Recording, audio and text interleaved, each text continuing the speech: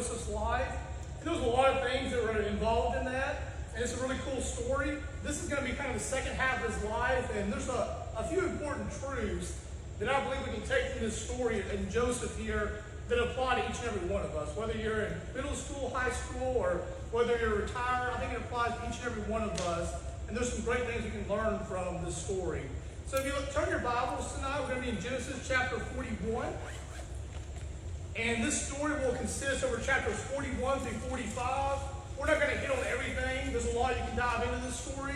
We're just going to hit on some important facts that I feel like God was calling me to tell you guys for our church family and that apply directly to what we're going through. So if you guys remember from last week, we left off where Joseph was in the pit. He was in prison. He didn't do anything wrong, but the king's wife basically accused him of trying to commit adultery. So he got thrown into the worst possible prison he could be in. And he was in the worst place of his life, in this dark prison with all these bad criminals. And he interpreted some dreams of some criminals that were there. And he told the criminal, the cupbearer, that if he gets, when his dream comes true, and he gets restored back to power, he said, the only thing I ask of you is that you remember me. You tell the king about me so I can be restored back to power as well. Well, as you guys know from last week, that didn't happen. The cupbearer gets restored back to power, totally forgets about Joseph. And so we pick up in chapter 41, and this is 2 full years later. He's still in the pit. So I want you guys to just think about, if you're Joseph, you're doing everything right. You didn't deserve to be there in the first place. While you were there, you helped somebody else out that didn't deserve it. And you were nice, you were kind to those around you, and yet you stayed another 2 years in the worst possible prison. So this is when the story picks up here. And if I ask you guys today, if anybody's ever had a really weird dream, you know, one of those dreams where you wake up and you're like, oh, that was a little bizarre. You know, I wonder what that means. I think we've all had one of those in our lifetime. But some of us have the same kind of dream over and over, and that happens still. Sometimes God speaks to us in that way, and it's a very powerful way that God sometimes can speak to us. It may not be that what you're dreaming about is actually going to come true, but there may be a deeper story in that dream somewhere. And that's what we're going to look at today. Pharaoh has this really bizarre and weird dream, and he's freaked out about it. He's like, well, this is weird. It keeps happening, and I don't know what it means. And this is how Joseph's fortune is about to change in the story. So we're going to look at the dream that Pharaoh has here in Genesis 41. It starts in verse 1. And it says here, then it came to pass at the end of 2 full years that Pharaoh had a dream, and behold, he stood by the river. Suddenly there came out of the river 7 cows, fine looking and fat. And again, if you're dreaming this and 7 cows are coming out of the river, that's going to be a little odd. Okay? And then it gets weirder. It says, then behold, 7 other cows came up after them out of the river, ugly and gaunt, and stood by the other cows on the bank of the river. And the ugly and gaunt cows ate up the 7 fine-looking fat cows. I mean, if you're dreaming this, is kind of like a horror story. I mean, that would be pretty scarring. And then it says, so Pharaoh awoke, which I probably would too at that point. And then he said he slept and drank the second time, and suddenly 7 heads of grain came up on one stalk, plump and good. Then behold, 7 thin heads, blinded by the east wind, sprang up after them. And the 7 thin heads devoured the 7 plump and full heads. So Pharaoh awoke, and indeed, it was a dream. So, again, this is a really bizarre dream. If you're dreaming about cows coming up out of the river and other cows eating those cows in front of you, it's going to be a little concerning. I'll probably be waking up too, be like, what is going on? And so Pharaoh's really freaked out at this point. And he's asking all these people, the magicians in the land, all those in high power. He's like, guys, what does this mean? Somebody's got to tell me, like, God's telling me something, but I don't get it. And nobody can interpret the dream. And nobody had any answers. I mean, and at that time, you got to think about this. If you're a magician or like a sorcerer or somebody like that, if you tell the king what his dream means, you're going to be promoted in power. You're going to be raised up in society.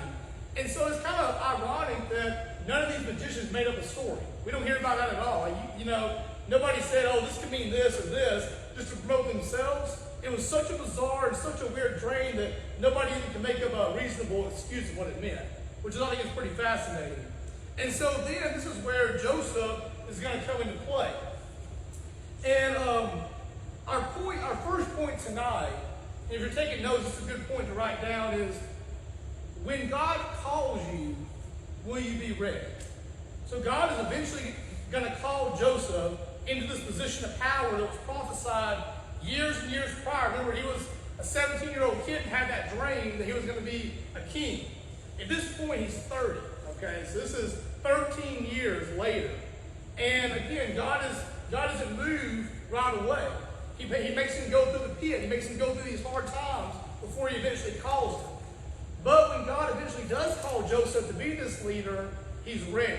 And that's what I want you guys to think about in your own lives today. When God eventually does call us to do something great for him, or calls us to move here or to move here, are we ready and prepared spiritually to do that? And I want you guys to listen to Genesis 41, verses 14 through 16. And it says, "Then Pharaoh sent and called Joseph, and they brought him quickly," it's an important word there, quickly, "out of the dungeon. And he shaved, changed his clothing, and came to Pharaoh. And Pharaoh said to Joseph, I have had a dream, and there was no one who can interpret it. When I have heard it was said of you, you can understand dreams and interpret them." And again, this is 2 years after the cupbearer got restored to power. He finally tells the king, "Oh, by the way, this guy can interpret dreams. Maybe you should call him." So he finally calls him. And so I want you guys to listen to verse 16. "So Joseph answered Pharaoh, saying, It is not in me. God will give Pharaoh an answer of peace. Then Pharaoh said to Joseph, Behold, in my dream, I stood on the bank of a river. Suddenly, and 7 cows came up out of the river, fine looking and fat, and they fed the meadow. Then behold, 7 other cows came up after them, poor and very ugly." I think the wording here is very interesting. "Poor and very ugly cows, and gone in such ugliness as I had never seen in all the land." So these are some pretty ferocious cows. "And the gone ugly cows ate up the first 7, the fat cows. When they had eaten them up, no one would have known that they had eaten them, for they were completely gone from the beginning. So I awoke." So then he tells Joseph the rest of his dream. And Joseph is able to accurately interpret what's about to happen here. And we'll get to that in just a second. But I want you guys to think about that God may not instruct you to do something of huge significance right now in your life. Maybe you don't have the job you want. Maybe you don't have the position of power you want. Maybe the church isn't growing like you want it to. And maybe God isn't moving the way you think he should right now. But in this moment where you feel like you might be in the pit or the dungeon or in a low part of your life, God is preparing you for something great later. And in the moment where you're in the pit or in the low areas of life, can be the most critically important in your life, because if you don't prepare yourself, then when God eventually does give you an opportunity, you won't be ready. You'll stay in that pit. And so like Joseph, now I want you guys to think about something in this passage. In verses 14, it says they brought him quickly out of the dungeon. And when Pharaoh realized that he could interpret dreams, and this could be the solution, he got immediately pulled up to power. He's like, "Hey, Joseph, come on up here." And if Joseph wasn't ready, if he was freaking out, couldn't say, they stumbled over his words, he probably would have said, "Okay, fine, this is a mistake, go back to the dungeon."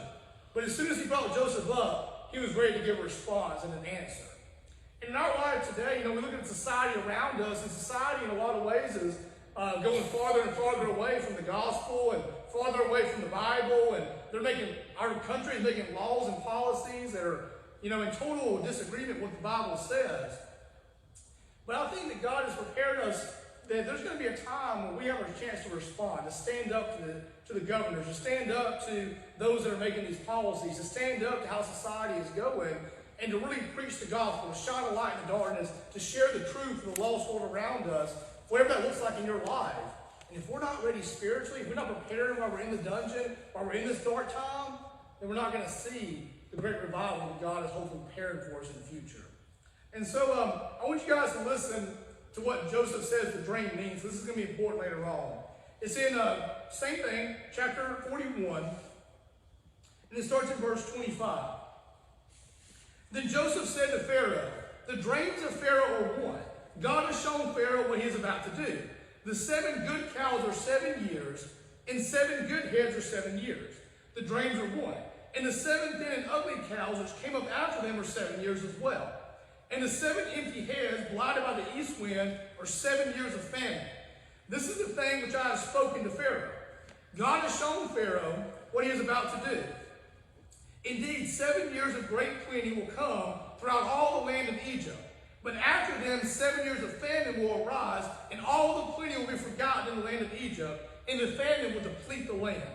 So the plenty will not be known in the land, because the famine will be so severe, and you will deplete the land. And the dream was repeated to Pharaoh twice, because the thing is established by God, and God will surely bring it to pass. So when a dream is given multiple times, sometimes that means that God is saying, hey, this is for sure going to happen. You're not changing my mind on this. This is set in stone. I think that's an interesting point there. And then in verse 33 it says, now therefore. Now again, Joseph has been in the dungeon for multiple years. Okay, he hadn't been in a position of power. All of a sudden, he has this great opportunity to tell the king what his dream means. And he could have stopped there. But Joseph takes it a step further and says, now, king, I'm going to actually tell you what you should do about this. I'm going to actually give you instructions on how to respond. And back then, this would have been a crazy thing for a servant to do, or a slave, because nobody tells the king what to do. But again, Joseph was ready to respond, and he responded in this way. He says, now therefore, let Pharaoh, talking to Pharaoh, select a discerning and wise man, and set him over the land of Egypt. Let Pharaoh do this, and let him appoint officers over the land to collect 1/5 of the produce in the 7 plentiful years. And let them gather all the food of those good years that are coming, and store up grain under the authority of Pharaoh, and let them keep good food in the cities. Then the food that shall be a reserve for the land when the 7 years of famine come, and the land may not perish during the famine. So the advice was good in the eyes of Pharaoh and in the eyes of all his servants. And Pharaoh said to his servants, can we find such a man in whom is the Spirit of God that can do this? And then Pharaoh said to Joseph, inasmuch as God has shown you all of this, there is no one as discerning and wise as you in the land. You shall be over my house, and all my people shall be ruled according to your word. Not only in regard to the throne, only in regard to the throne will I be greater than you. And Pharaoh said to Joseph, see, I have set you over all the land of Egypt. So think about this. Because Joseph was ready to respond when God called him, when God was ready to use him, God establishes him as a ruler over all the land of Egypt. He now becomes in this tremendous position of power and authority where he can now influence thousands of people in the land for God. And again, the reason Pharaoh looked to Joseph was not only because he had this gift, it was because he had the Spirit of God about him.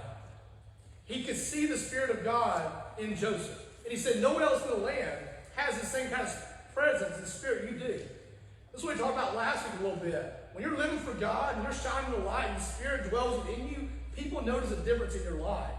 When you're truly living for God and you have His Spirit within you, you start producing the fruit of the Spirit, the love, the joy, the peace, the patience. Think about all the patience Joseph endured while he was in the pit. The love and the kindness he showed to people when they didn't deserve it, he deserved to be there. This kind of spirit sticks with people, and they see a difference in you, and people want to be around that. And they want to know how you have this extra joy and this peace that they don't have, especially in times of suffering. And that's why Joseph gets put in this position.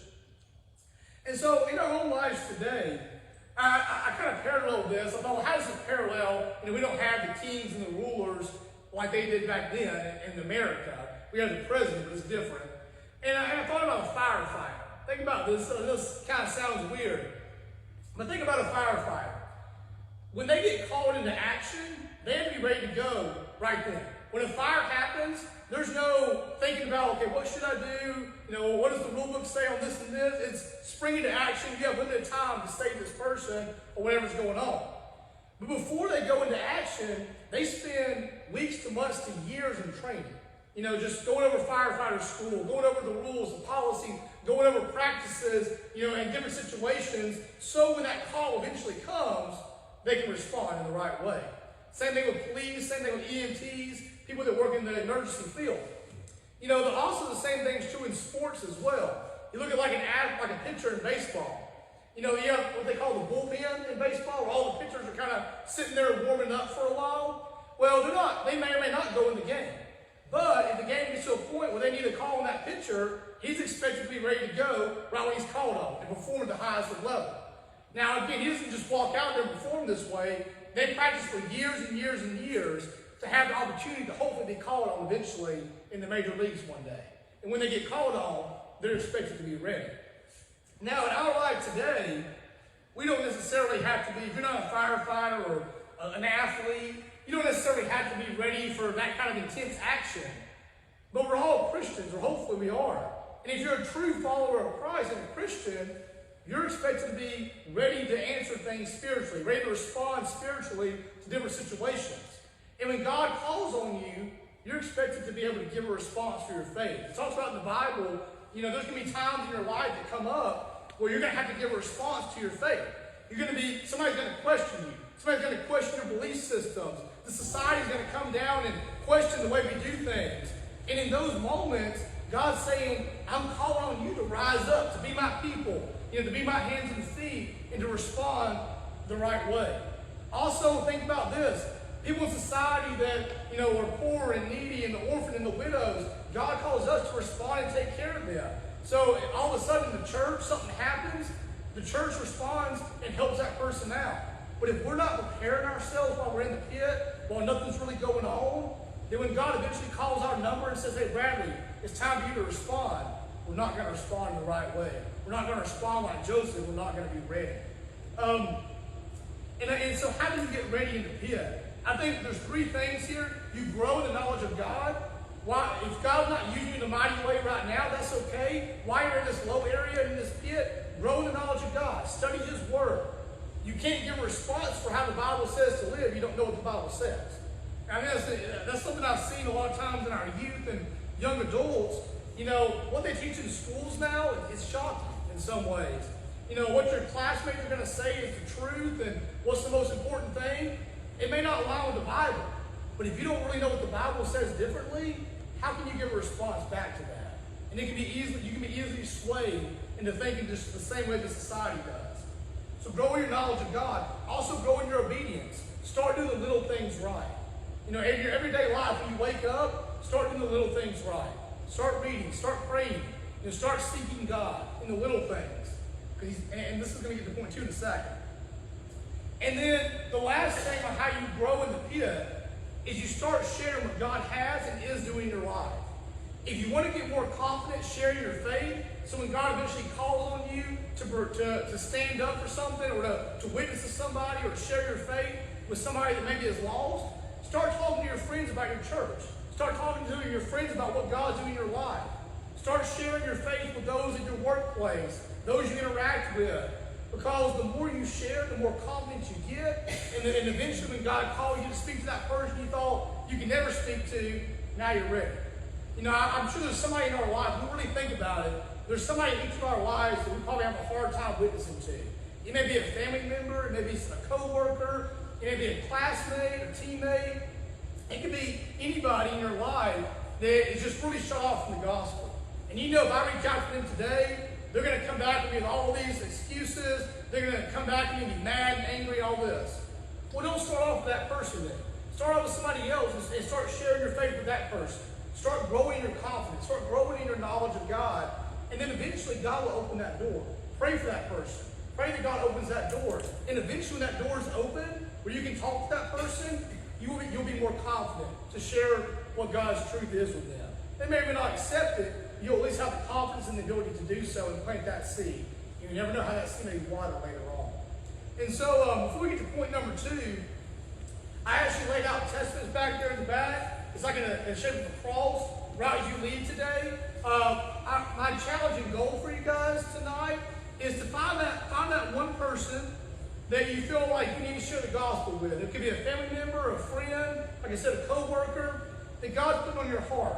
And again, if you want to see God start moving in your life, you have to take baby steps. Maybe don't reach out to the hardest person, but find somebody that doesn't really go to church, somebody that maybe is not a Christian, and start praying for them and seeking a way to open up to them. And then I want you to give them that testament. Whether it's at work or whether it's at school or, maybe go to their house and say, hey, I've been praying for you. I just feel like God told me to give you this. It could be something simple like that. And you don't have to go into a big conversation with them if you don't want to, but just give them the testament. Start there. And so as we leave today, I want everybody to take at least one testament with them. If you want to take multiple, you can. And your goal is to give it to that one person that God put in your heart to share with. And then once you start growing your confidence, take some more and give out to multiple people. And then you'll be ready when those doors open up for those really hard conversations to also give to those people. And number 2 tonight is, when you do the little things well, God sets you over the big things.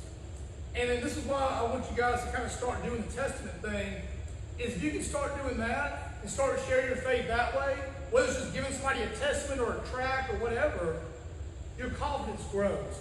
God starts to trust you with bigger things. If He can trust you to do the little things well, God starts to open more doors in your life, more opportunities to share, more opportunities to witness to those you thought you could never witness to, and all of a sudden your influence starts to grow for God in His kingdom.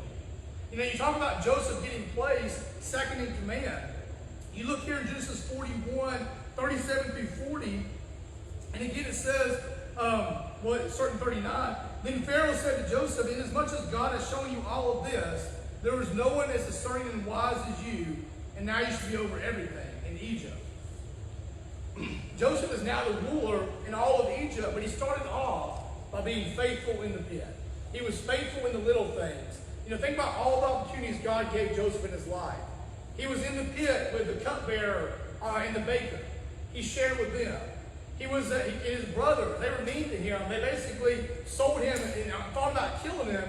He was still nice to them. And everywhere he went, people realized, man, this guy has a spirit about him. And he shared his faith in every place that he went. So eventually, when God opened up the biggest door possible, he was ready and confident. He did the little things well, and so when the big thing eventually came, he was ready for it. So I want you guys to think about in your life today, what are the little things that God's calling you to do? You know, for our students, it could be talking to that person at school that is unpopular. Sit with them at lunch. Maybe you just say hey to them in the hallway. Maybe you pray for somebody that at your work that's going through a hard time. Say, hey, can I take a moment and pray for you? I know you've been struggling lately. Do the little things well, and the more you start doing the little things well, again, your confidence grows, and eventually God will start to put you over the big things and open up bigger doors and bigger opportunities to witness more and more. You know, likewise, think about our church today. God may not send new families to Lagardo until He knows we're ready to receive them. You know, you think about that. You know, all of us in the church want new families. We want new people to come. We want our church to grow. But maybe God is not sending those people because He knows if He sends them right now, they're not going to stay. They're going to leave. Maybe we're not in a place where we're ready to receive them. I think that's where we have to start first, is look at our own heart, look at our own lives and say, if we had a lot of new people come in, if we had a lot of lost people from Lagardo come in on a Sunday morning, will we really be ready to receive them and witness to them? Will they feel comfortable? Will we be able to talk to them? Will we feel comfortable talking to them? And think about that. You know, God needs people in the church willing to obey Him not only when things are good, but also when things are tough and you feel like you're in the pit. Are we really that church yet? We expect God to bless us in mighty ways, but God's not going to bless His church if they're not honoring Him and doing the things He wants them to do.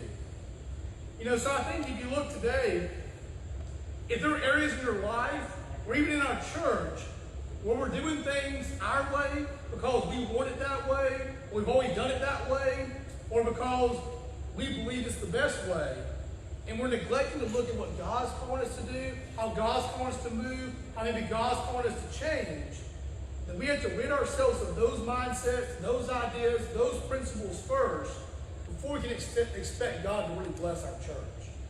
We can't expect God to bring in new families and new people if we're not doing things God's way. And I think this is something that I've seen lately, that all of us have opinion about things, or how things should be done, how we should operate, how we should function. But how many of us are really spending time in prayer saying, God, what do you want for Lagardo? What do you want us to do? How do you want us to change? If we had a bunch of lost people, like I said, come in on a Sunday morning that were very different from us, maybe different cultures, different races, they weren't Christians, if they came in here, how would we talk to them? How would we witness to them? How do we respond to them? And if the answer is we don't know, then again, we need to start there first. Start doing the little things right and expect God to eventually do the big things. We can't just expect people to come in and then not be able to witness to them when they're here. And then lastly is, when God does bless us, and when God blesses you in your own life, turn that blessing back around and bless others and bless him. You know, at this point in Joseph's life, he's been blessed. He eventually gets blessed abundantly. He gets in leadership, he gets a wife, he gets children. He's living a good life, okay? Joseph is higher than power, and he's probably feeling pretty good about himself. And if you guys are like me, if I went through all the things that Joseph went through, and now all of a sudden I'm a king, and I have all this stuff in my life, I may not be thinking about others first. You know, I may be thinking, hey, this is great. I'm going to enjoy this, sit back, and just take in the blessings. But Joseph doesn't do that. You know, many of us will look inward and relish the blessings, but Joseph looks outward, even to those who harmed him, to see how maybe he can turn his blessings around and bless others as well. You know, his family actually comes in to Egypt. During the famine happens, so they have 7 good years. They do exactly what Joseph said. They store up the extra grain, so they have all this leftover grain. And then when the 7 bad years come, everybody comes to Egypt to buy the grain because they don't have any food, including Joseph's brothers that sold him years and years ago. And now they don't recognize Joseph at first. And if you read through chapters 42 through 44, he plays some tricks on them and jokes around with them for a while and makes them go different directions and puts them in like a prison for a little bit and just kind of toys with them. But eventually he reveals himself to them. And when he does, instead of saying, hey, you guys treated me terrible, you tried to kill me, you know, you don't deserve any of this grain, he gives them more than anybody else in the land. And he ends up getting one of the highest places in all of Egypt for his brothers and his dad to eventually live in. And you think about, how could Joseph do that? You know, how does he have that kind of faith? One of the greatest blessings we can give somebody else into God is forgiveness. You know, there's people in our life that are going to hurt us. Churches are going to hurt us. Jobs are going to hurt us. And the more we hold on to that regret and that grudge and that anger and that bitterness, it hurts us spiritually. We can't be the people we're called to be until we let go of what is eating up us in the inside. And one of the greatest blessings you can give God and other people is to forgive them for the wrong they've done to you. And there's some people that don't deserve it, but in all honesty, we don't deserve God's forgiveness. He gave it to us. You know, each of us have done things in our life, and we don't deserve what Jesus did on the cross for us, but yet he still came and died for us. So if Jesus can forgive us and bless us, then we can forgive those that do us wrong and bless them. And when you use your gifts and time to bless others, God ultimately is the one that's blessed in return. So if you're in a time of blessing right now, stop and think about those around you. Think about those in the church. Think about those in your community. Think about those in your family that could use a blessing, even if they don't deserve it. And think about how can I bless that person and shine a light to them today? Because by blessing that person, even when they don't deserve it, may point them back to God and lead them into a saving faith in Jesus. You know, Joseph's family, when Joseph ends up basically blessing them and forgiving them, they grow in their relationship with God. And the whole land and the generations to follow start taking suit and following God as well. So your little seed you plant, your little blessing to help somebody else that doesn't deserve it, could grow into a beautiful tree of people in generations to come that follow God and start changing the culture and society around us. So think about those that don't deserve a blessing. Maybe God is still calling you to give to them. How can you do that? If you give them a blessing from God, you never know how that might change their life in the future. And I want to read you guys off this last part here in Joseph's life here in Genesis chapter 45. And it's just really powerful when you think about forgiveness and blessing others, when God eventually does open that door and blesses you and you come in that position of power. It says, then Joseph could not restrain himself before all those who stood by him, and he cried out, make everyone go out from me. So no one stood with him while Joseph made himself known to his brothers. And he wept aloud, and the Egyptians in the house of Pharaoh heard it. Then Joseph said to his brothers, I am Joseph. Does my father still live? But his brothers could not answer him, for they were dismayed in his presence. And Joseph said to his brothers, please come near to me. So they came near, and then he said, I am Joseph your brother, whom you sold into Egypt. But now do not therefore be grieved or angry with yourselves, because you sold me here. For God sent me before you to preserve life. For these 2 years the famine has been in the land, and there are still 5 years in which there will be neither plowing nor harvesting. And God sent me before you to preserve a posterity for you in the earth, and to save your lives by a great deliverance. So now it was not you who sent me here, but truly it was God. And he has made me a father to Pharaoh, and a lord of all his house, and a ruler throughout all the land of Egypt. Hurry and go to my father and say to him, Thus says your son Joseph, God has made me Lord of all Egypt. Come down to me, do not tarry. You shall dwell in the land of Goshen, and you shall be near to me, you and your children and your children's children, your flocks and your herds and all that you have. There I will provide for you, lest you and your households and all that you have come to poverty. For there are still 5 years of famine. Now catch this next part here. Think about it, you're the brothers of Joseph. You did all these bad things to your brother. He's in this huge position of power. He could basically have you killed or put in prison. And he just told you that you put me here, God actually is the one who put me here to save not only your life, but those around me, and I'm going to bless you now in return. Think about how you would feel. And it says, Behold, your eyes and the eyes of my brother Benjamin see, it is my mouth that speaks to you. So you shall tell my father of all the glory in Egypt. Then it says, And he fell on his brother Benjamin's neck and wept, and Benjamin wept on his neck. Moreover, he kissed all his brothers and wept over them, and after that his brothers talked with him. Now the report of it was heard in Pharaoh's house, saying, Joseph's brothers have come. So it pleased Pharaoh and his servants well. And Pharaoh said to Joseph, Say to your brothers, do this, load your animals and depart, go to the land of Canaan, bring your father and your household, and come to me, and I will give you the best of the land of Egypt, and you will eat the fat of the land.